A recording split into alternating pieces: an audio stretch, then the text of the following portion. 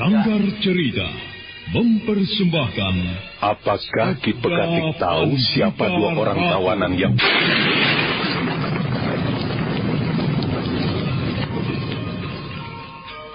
Sabda Pandita Ratu. Naskah ditulis oleh Pondra Swastilangi, diolah oleh Agung Bahrodi, didukung oleh artis-artis terkemuka Ferry Fadli, Eli Ermawati, M. Abud, Ivone Rose, dan lain-lain. Teknik dan montase Ibing Arifin, dengan sutradara Dian Pertiwi. Sabda Pandita Ratu. Kali ini dalam episode ke-20 dengan judul Rembulan dan Matahari.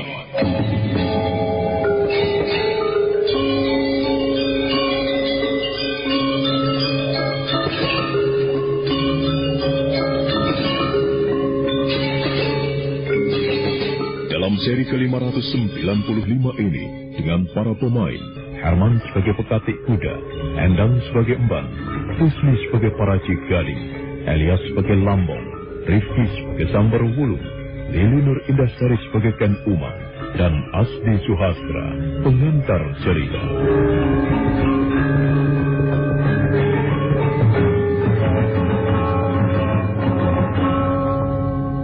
Ken Umang melangkah masuk ke dalam gedung pusaka. Dan Arok memandangi prajurit yang berdiri di depannya. Prajurit itu menyembah dan menundukkan kepala. Ken Arok segera menutup pintu. Ken Umang yang perutnya nampak besar itu duduk di atas bangku kayu. Pandangan matanya ditebarkan ke seluruh sudut ruangan. Berjenis-jenis pusaka yang ada diperhatikannya. Sandiwara Radio ini masih Anda dengarkan di channel YouTube Satria Collection. Jangan lupa tekan tombol like dan subscribe.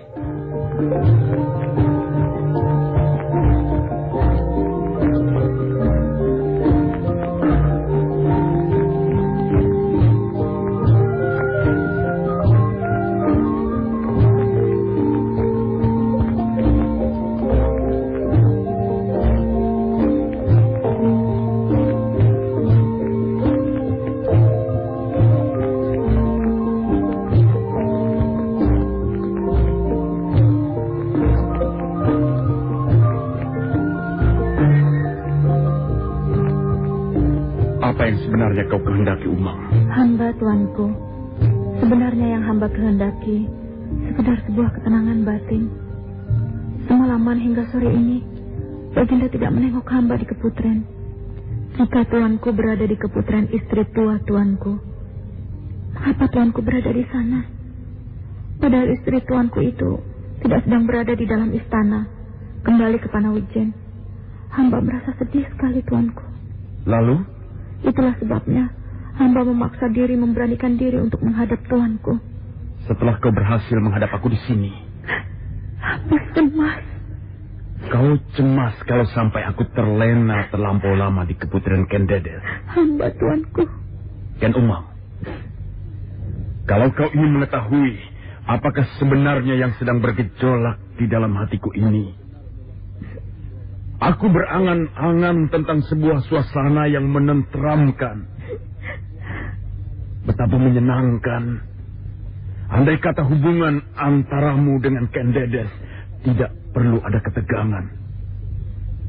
Betapa menyenangkan.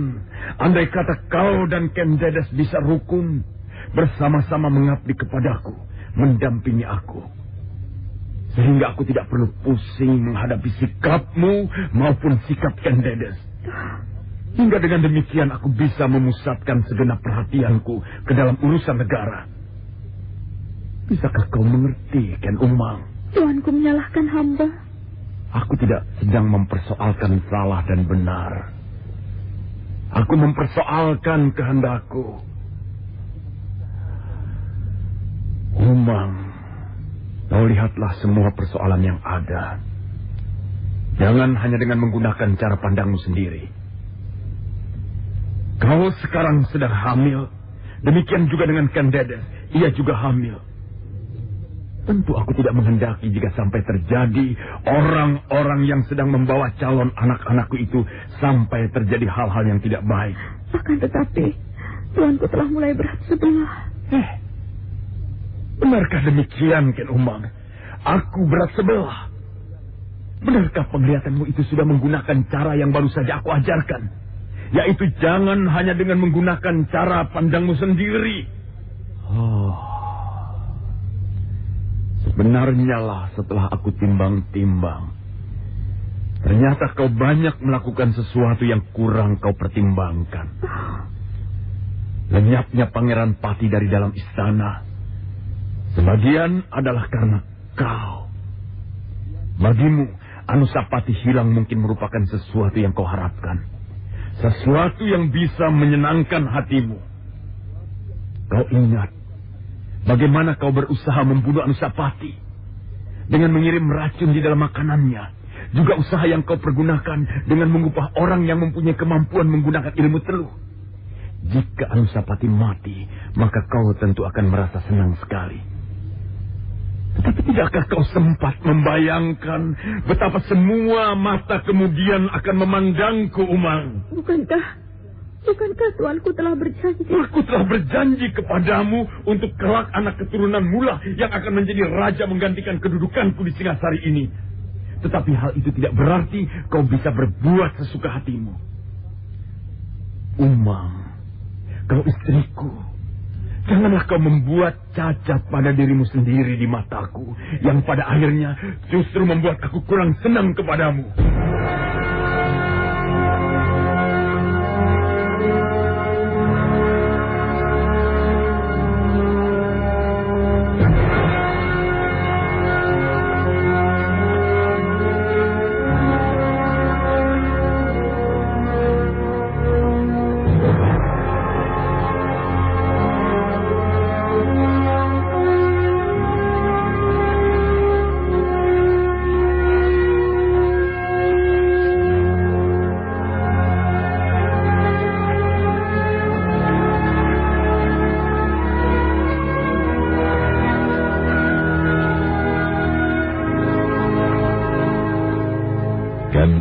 Tidak bisa berbicara lagi kecuali menundukkan kepala. Perempuan yang sedang hamil tua itu merasa sangat kecewa karena Sri Baginda ternyata menyalahkannya. Ken Umang berusaha menahan isap, namun butiran air mata itu akhirnya jatuh juga ke perutnya yang membesar. Ken Arok menghela napas panjang.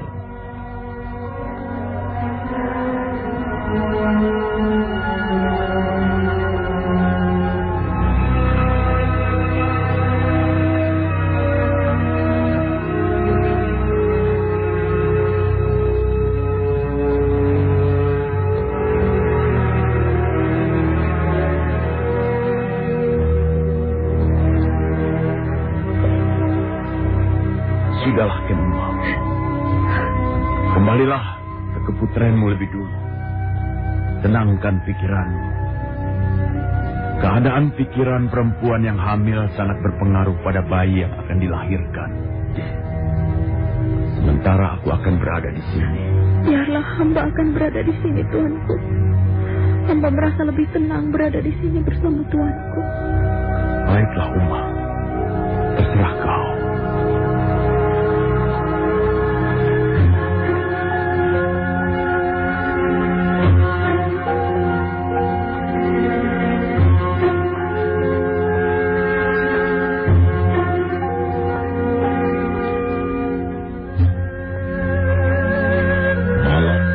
Di Panawijen yang tenang dan damai, beberapa orang prajurit di bawah pimpinan Senopati Panengger yang mendapat tugas dari Baginda Singasari untuk mengawal Ken Dedes, menjaga ketenangan dan keamanan rumah Empu Purwa Surya Suci, orang tua Ken Dedes dengan sebaik-baiknya. Dan di tengah malam itu, para prajurit itu berloncatan ketika dari kejauhan terdengar derap kuda.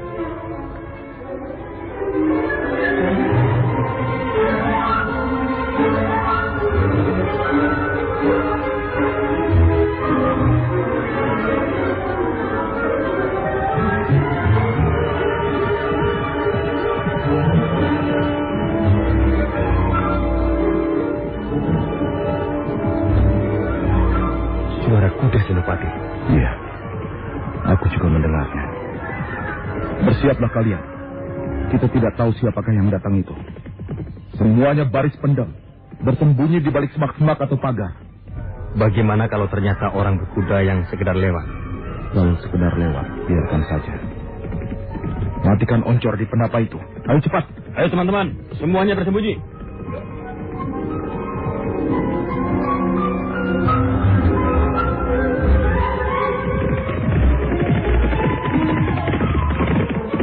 Makin lama derap kuda itu terdengar semakin dekat. Bahkan hanya dari suara derapnya, para prajurit bisa menghitung bahwa yang datang hanya 2 ekor kuda. Para prajurit menjadi tegang ketika derap kuda itu tiba-tiba menghilang, tak terdengar lagi.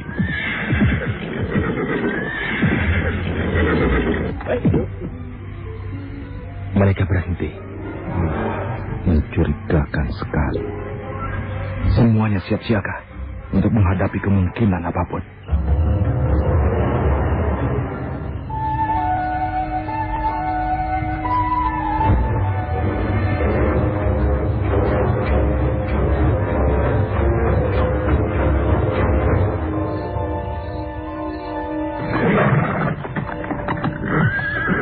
Kenapa berhenti di pos? Aku sedang mengingat-ingat. Di sebelah mana rumah Empu Purwa Surya Cuci itu? Apakah kau merasa kita salah tuju?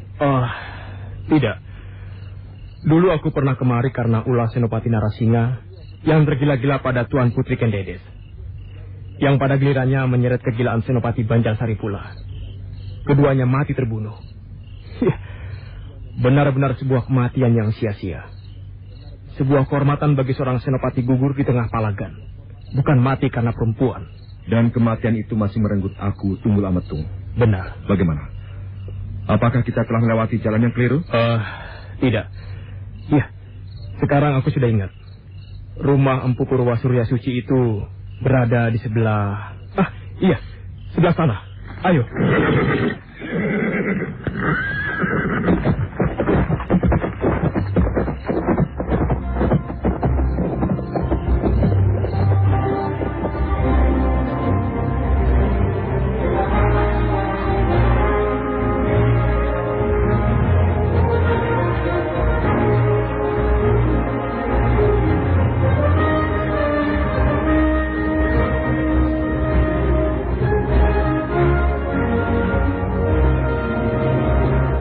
Serentak para prajurit yang berjaga-jaga itu mempersiapkan diri.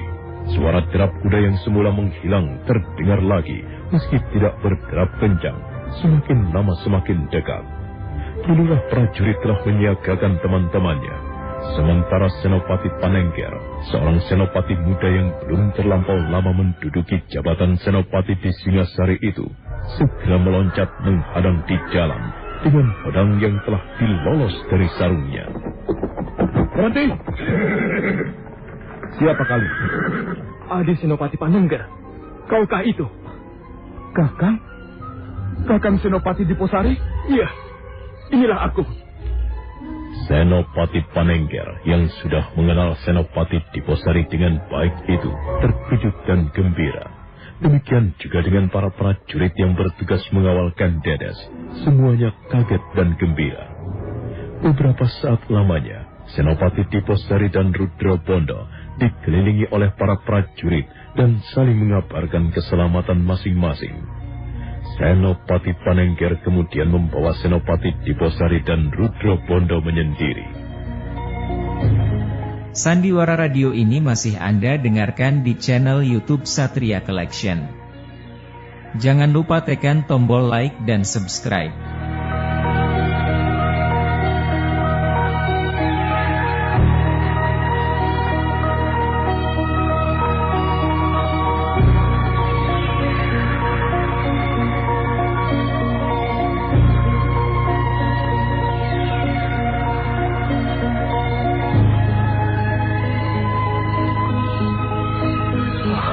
Kehadiran Kakang Diposari benar-benar mengejutkan.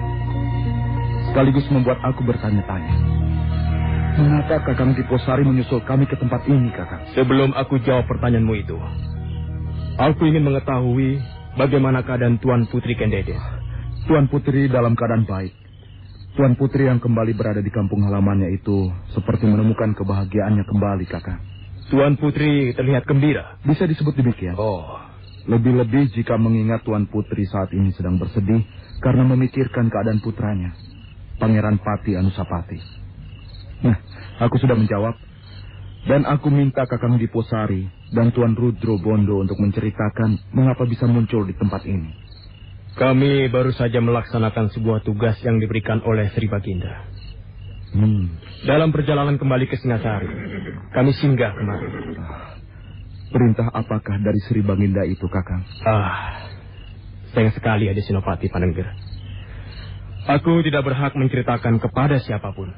Lalu bagaimana Kakang Senopati Diposari bisa mengetahui bahwa Tuan Putri Kendedes berada di sini? Sri Baginda menceritakan keinginan Tuan Putri Kendedes yang menginginkan untuk pulang menengok kampung halamannya. Dan aku mempunyai perhitungan Tuan Putri Kendedes telah berada di Panawijen. Nah, dugaanku itu ternyata benar. Iya. Maaf jika aku ingin mengetahui. Tuan Senopati Rudro Bondo nampaknya terluka.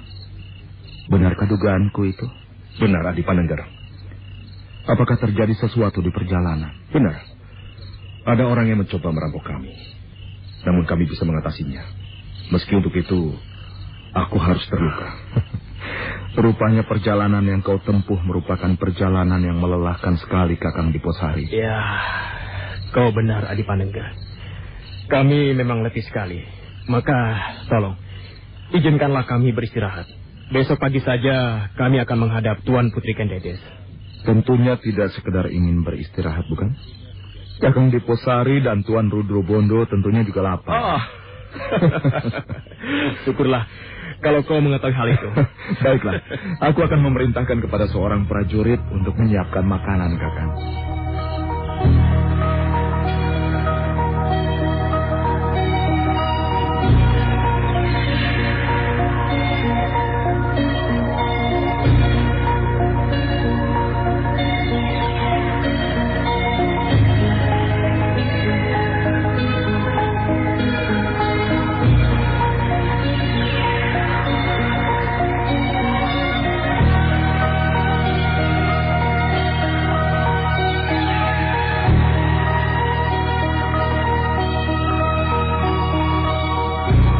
Demikianlah, Senopati Diposari dan Rudro Bondo segera membersihkan diri di Pakiwan dan kemudian beristirahat di barak perkemahan yang dibangun di halaman rumah Empu Purwa Surya Suji. Bintang-bintang gemerlapan di langit, waktu berada di tengah-tengah malam. Dua orang prajurit yang bertugas mengurusi masalah ransum segera menyalakan perapian untuk menanak nasi. Namun karena itu justru membangunkan Kendedes. Kendedes bangkit dari pembaringannya dan berjalan menuju ke bilik ayahnya. Tetapi rupanya sang empu sendiri juga terbangun.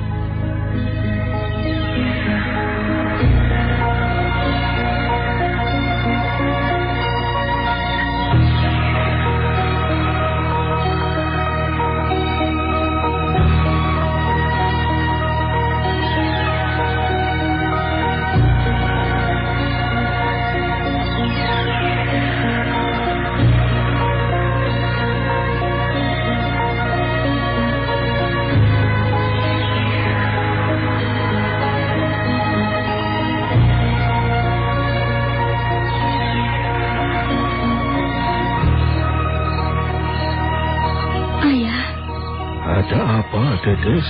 Ayah mendengar suara di luar itu. Aku mendengarnya sejak tadi. Nampaknya ada tamu yang datang malam ini, Dedes. Dan prajurit itu menyiapkan makanan untuk tamu itu. Tamu? Iya, suara yang berkuda. Ayah, tolong ayah keluar untuk mengetahui siapa yang datang berkuda. Kalau memang diperlukan menjamu tamu yang baru saja datang, biarlah bibi yang menyiapkan makanan. Kasihan para prajurit itu. Mereka terlampau letih menempuh perjalanan. Baiklah, Kendedes. Aku akan keluar untuk mengetahui siapa yang datang.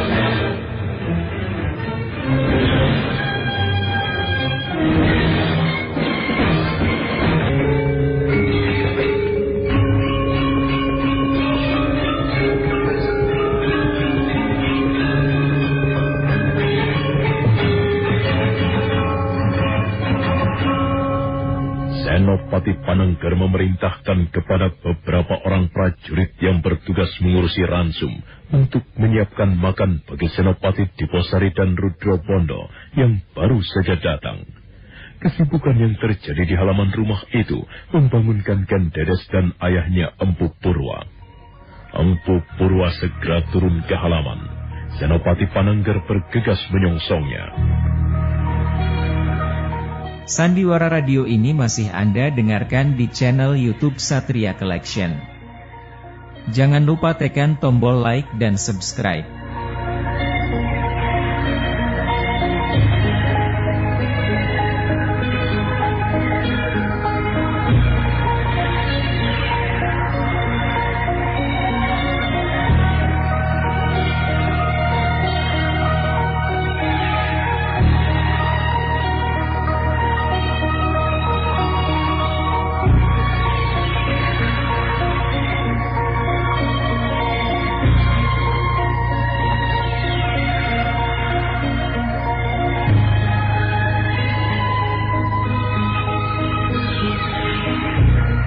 Nampaknya ada tamu yang baru saja datang.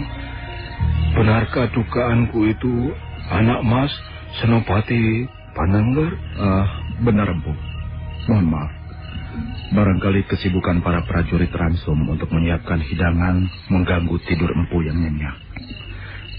Seharusnya biarlah para abdi di rumah ini yang menyiapkan hidangan anak Mas Senopati. Kami para prajurit sudah terbiasa menghadapi keadaan yang seperti ini, Empu. Tapi siapakah yang datang itu? 2 orang senopati penting di Singasari, Empu. Mereka adalah Senopati Rudrobondo dan Senopati Diposari. Oh, anak Mas Senopati Diposari. Benar, Empu. Apakah aku diizinkan untuk menemui mereka? Tentu, Empu. Empu Purwa adalah tuan rumah di sini. Tentu Empu Purwa berhak menerima kehadiran mereka.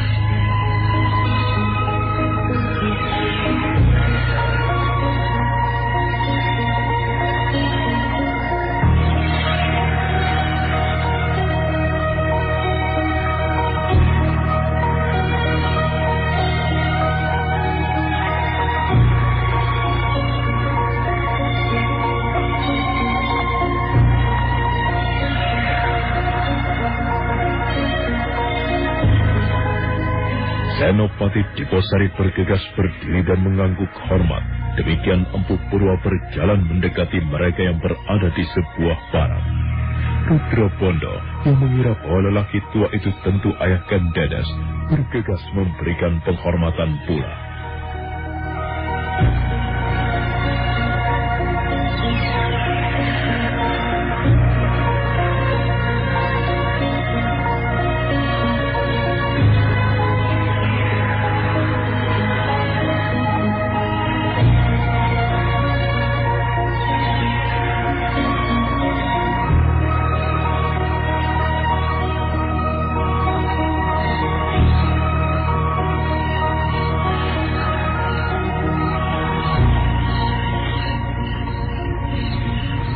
Benar-benar sebuah anugerah dan karunia yang tiada tara. Padepokan yang terpencil ini kedatangan tamu penting dari Singosari. Aku yang sudah tua ini benar-benar terkejut ketika anak Mas Senopati Panengger menyebut nama anak Mas Diposari dan Senopati Rudrobondo yang hadir di sini. Apa kabar anak Mas? Berkat pangestu Empu Purwa, aku selalu berada dalam keadaan baik. Semoga keselamatan dan karahayon selalu memayungi padepokan ini beserta seluruh isinya. Sebuah doa yang mendamaikan hati. Sugeng Rawu anak Mas Senopati Rudrobondo. Terima kasih, Empu. Mohon maaf, kehadiran kami berdua di padepokan ini di tengah malam menyibukkan para prajurit yang nampaknya mengganggu tidur Empu yang nyenyak. Oh, tidak mengganggu anak Mas. Justru merupakan anugerah karena anak Mas seorang senopati yang dinunjul di Singasari dan Kediri. berkenan singgah di padepokan yang sepi dan terpencil ini.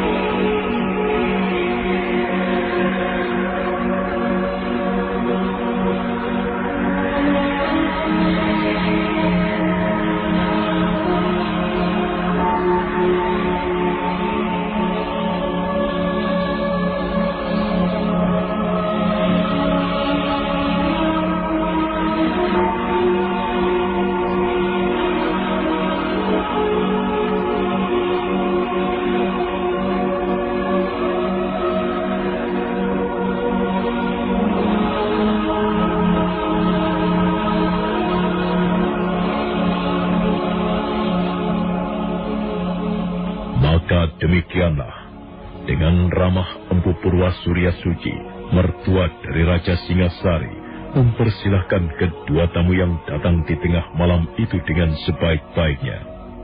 Empu Purwa kemudian justru memanggil seorang cantrik dan diberinya perintah untuk mengambil alih menyiapkan hidangan untuk Senopati Diposari dan Rudrapondo yang nampak keletihan. Setelah mempersilahkan untuk beristirahat sejenak, Empu Purwa segera masuk ke dalam rumah, memberitahu Ken Dedes.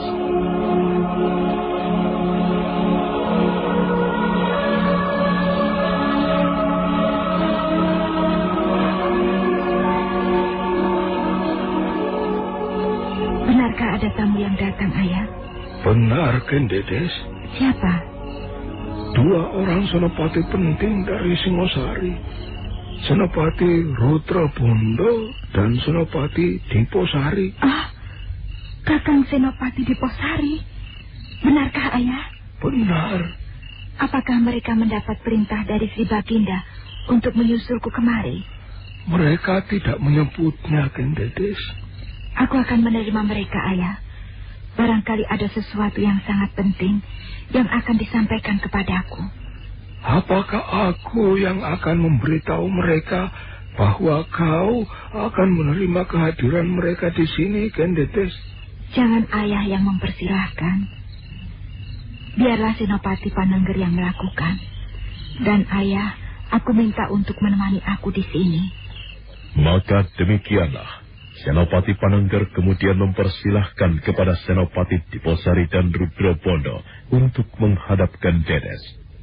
Diposari dan Rudrapondo bergegas menuju bagian dalam dari pendopo padepokan yang sederhana itu. Kedua senopati itu beringsut dan bersamaan menyembah pada Ken Dedes yang duduk di atas sebuah kursi yang sederhana. Sebuah lampu ublik yang menyala dengan dukungan minyak lemak dan minyak jarak mencoba menerangi ruangan yang temaram dan suram itu. Kedatanganmu mengejutkanku, Kakang Senopati Diposari. Hamba, tuanku. Hamba berdua mohon ampun jika kehadiran hamba berdua telah mengganggu ketenangan Tuan Putri. Apakah Tuanku Sri Baginda telah memerintahkan sesuatu kepadamu? Hamba, Tuan Putri. Kehadiran kami berdua di padepokan ini bukan karena mendapatkan perintah dari Sri Baginda. Akan tetapi karena kehendak kami berdua sendiri yang ingin menengok keadaan Tuan Putri Ken Dedes di Panawijen. Sebenarnya lah, Tuan Putri. Kami berdua baru saja turun dari Gunung Kelut melaksanakan perintah dari Sri Baginda untuk melarung keris. Dalam perjalanan kembali ke Singasari, kami sengaja melewati padepokan ini. Melarung keris di Gunung Kelut? Hamba, Tuan Putri. Keris apa yang dilarung di puncak Gunung Kelut itu? Salah satu keris milik Sri Baginda, buatan Empu Gandring, Tuan Putri.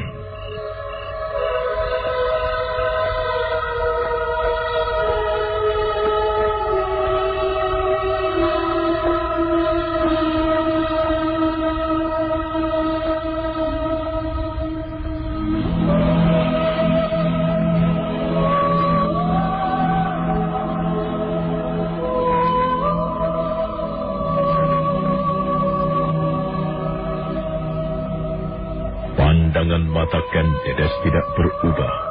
Begitu sejuk dan tenang mendengar jawaban dari Senopati Rudrapondo. Namun di dasar hati Ken Dedes sebenarnya bergolak sesuatu. Anak empu dari Panawijen itu teringat pada sebuah peristiwa yang sangat membekas di dalam hatinya. Manakala pada suatu malam, seorang lelaki memasuki bilik pribadinya dengan keris yang digenggamnya. Orang yang berperilaku seperti pencuri itu telah membunuh suaminya, Aku Tunggul Amatung, yang meninggalkan cabang bayi di dalam perutnya. Lelaki yang berbuat jahat dan tega mengorbankan Kebo Ijo itu adalah Ken Arok, dan keris yang dipergunakan untuk membunuh adalah keris Empu Gandring.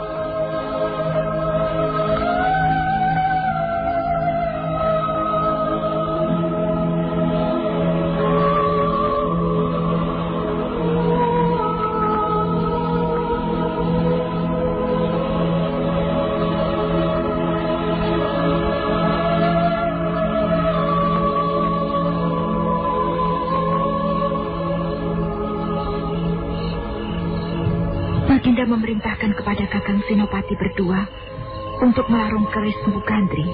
Benar, Tuan Putri. Bukankah keris itu adalah keris yang dipergunakan oleh Kebo Ijo untuk membunuh suamiku, Aku Tunggul Amatung? Benarkah demikian, Kakang Diposari?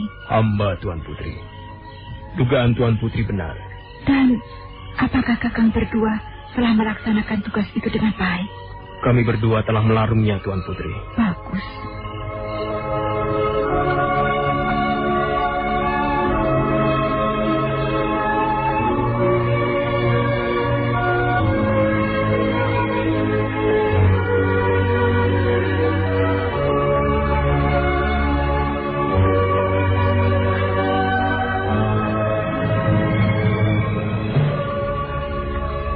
Senopati Diposari dan Rudra Bondo saling melirik. Terlampau sulit bagi kedua senopati itu untuk menebak perasaan macam apa sebenarnya yang sedang bergolak di dalam dada Ken Dedes. Perempuan dari Panawijan yang berwajah cantik itu melemparkan pandangan matanya menuju ke kegelapan malam.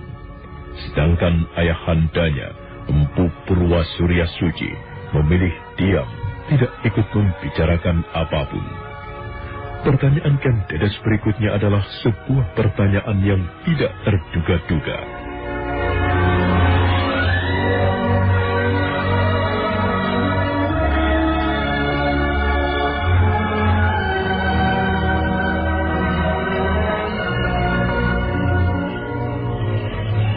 Bagaimana dengan anakku? Hamba, Tuan Putri. Berilah aku pendapat. Bagaimana dengan anakku Anusapati? Pendapat apakah? Atau pendapat bagian mana yang Tuan Putri kendaki dari hamba? Aku seperti orang gila memikirkannya. Aku merasakan kepalaku akan pecah karena memikirkan anakku Anusapati. Mengapa bocah itu? Ia masih bayi. Ia tidak tahu apa-apa. Harus mengalami perilaku seperti itu, Kakang Diposari. Ampun, Putri. Mohon Tuan Putri jangan terlampau sedih.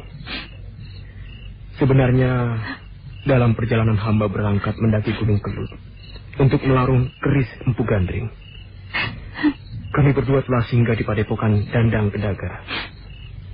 Hamba berdua telah mendapat jaminan dari Sang Panembahan bahwa Pangeran Pati Anusapati berada dalam keadaan baik. Tidak kekurangan suatu apapun, Tuan Putri. Ya, apa yang dikatakan oleh Adi Diposari itu benar, Tuan Putri. Jangan terlampau cemas memikirkan Pangeran Pati. Aku ingin anakku itu kembali kepadaku, Kakang Senopati Diposari. Dan aku akan mengasuhnya di sini, di padepokan ini. Disinilah ia harus aku besarkan, bukan di dalam istana Singosari. Aku berasal dari desa Panawijen ini. Aku tidak melek kedudukan apapun di Singosari. Aku lebih senang memilih untuk kembali ke tempat asalku ini. Biarlah Ken Umang yang menemani Baginda. Biarlah aku yang mengalah. Aku hanya anak seorang empu. Disinilah seharusnya aku berada.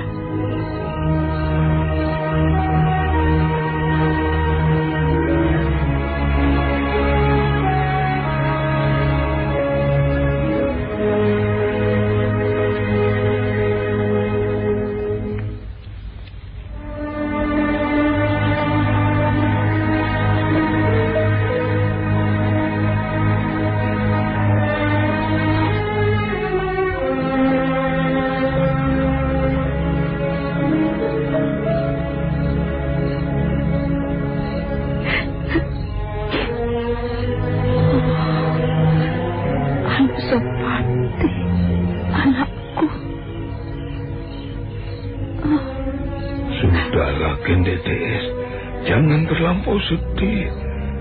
Anakmu tidak apa-apa. Anak Mas Senopati Diposari telah membawa kabar yang baik untukmu.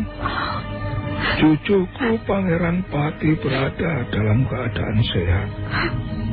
Hendakkan perasaanmu. Kasihan bocah itu, Ayah.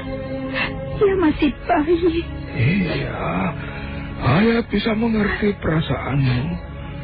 Akan tetapi, janganlah kau terlampau larut terbawa oleh arus perasaan.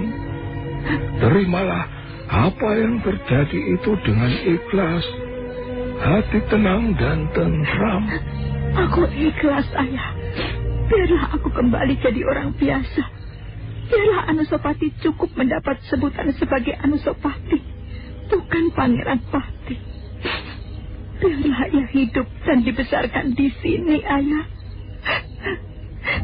Anusapati tidak membutuhkan istana. Anakku tidak menghendaki kedudukan Pangeran Pati. Jangan paksa aku membawanya kembali ke Singosari. Biarlah kami berada di sini.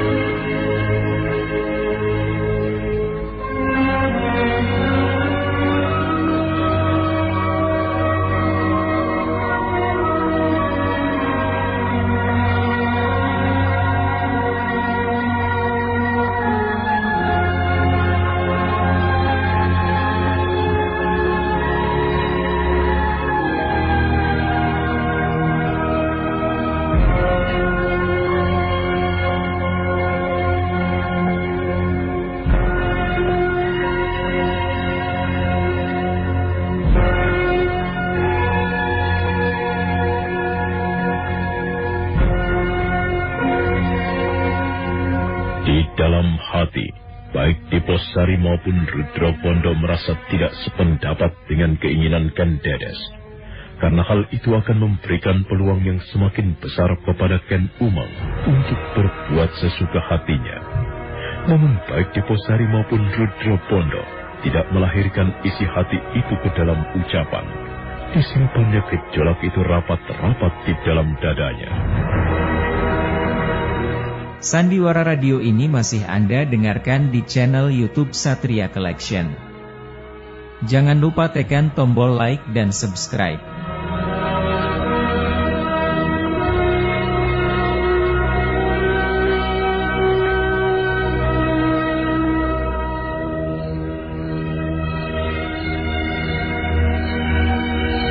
Adi Senopati Panenggara.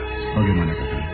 Perintah apakah yang kau dapatkan dari Sri Baginda dalam mengawal perjalanan Tuan Putri Ken Dedes ke Panawiken ini? Aku mendapatkan perintah untuk mengawalnya, menjaga keselamatannya. Jangan sampai mendapat gangguan di dalam perjalanan. Hanya itukah perintah yang kau terima dari Sri Baginda? Adakah perintah yang lain? Apakah perintah itu termasuk pula mengawal Tuan Putri kembali dengan selamat pula ke Singasari? Tentu, Kakang.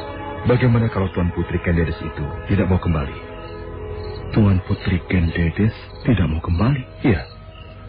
Tuan Putri merasa di tanah kelahirannya inilah beliau mendapatkan ketenangan hati. Tuan Putri Ken Dedes memilih untuk tinggal di padepokan ini. Tidak mau kembali ke istana? Benar. Bagaimana pendapatmu?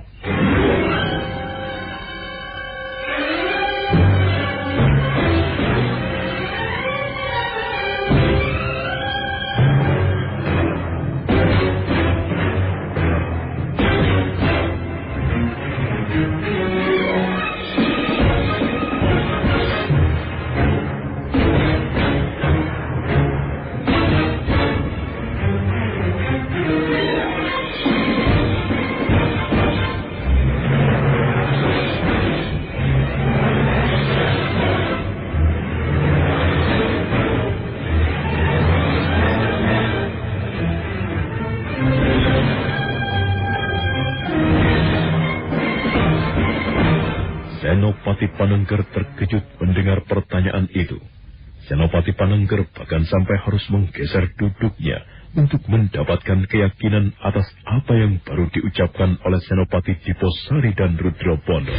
Nah, saudara pendengar, untuk mengetahui jawabannya, ikutilah kelanjutan kisah ini dalam seri berikutnya. Sampai jumpa.